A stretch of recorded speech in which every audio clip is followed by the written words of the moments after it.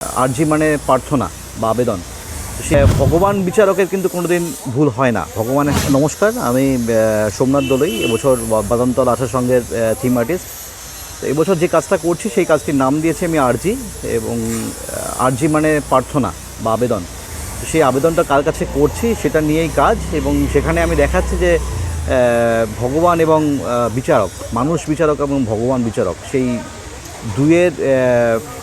দুইজনকে একটা সমানুপাতিক আসনে বসিয়ে আমরা এই কাজটিকে দেখাচ্ছি। এবং সেখানে মানুষের যেমন একটা এক্সপেকটেশন থাকে, সে যখন কোনো সমস্যায় পড়ে সে তখন বিচারকের কাছে প্রার্থনা আর্জি করে যে সেই সমস্যা থেকে মুক্তি বা সেই সমস্যাটার সমাধান সূত্র বার করতে চেষ্টা করে।